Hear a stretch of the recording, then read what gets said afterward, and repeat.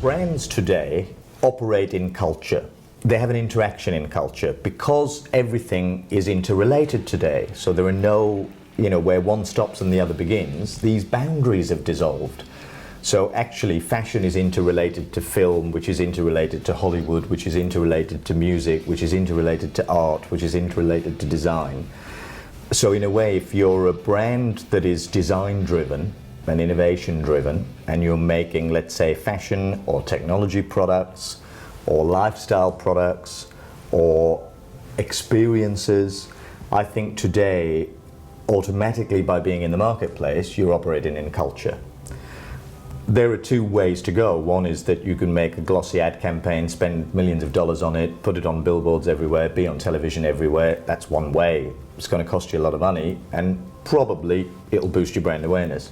Today, I think impact, because of the breakdown of media and the fragmentation of media, this becomes very important. So then I try and make and create cultural universes around brands that are signals to the outside world that operate as magnets back into the brand DNA.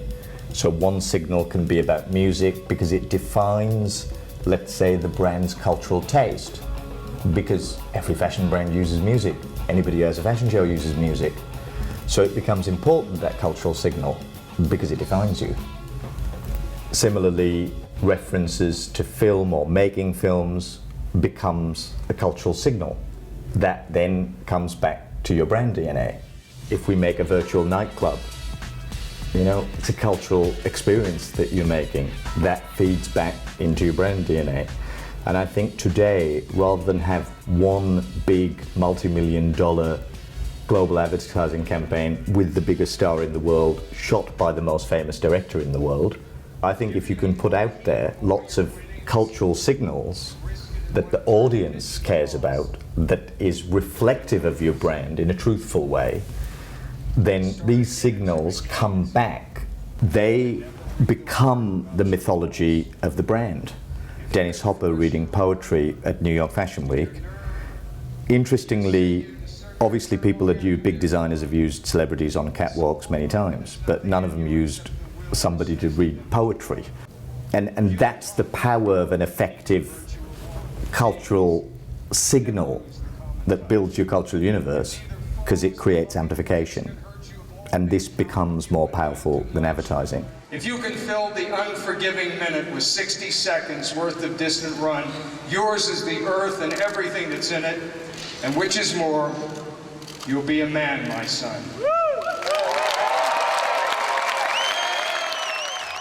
When you come to the crossroads, where you've got to decide to go right or left, if everything's telling you to go right, then go left. And when you're young, you just got to look down a lot of the sort of roads that you ordinarily would not look down, because you need feeding when you're young.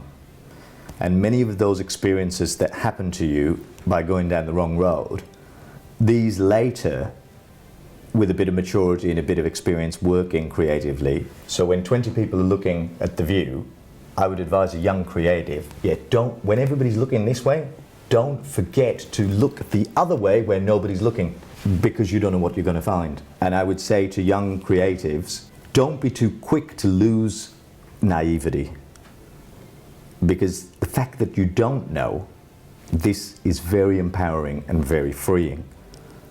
So that frees your creativity.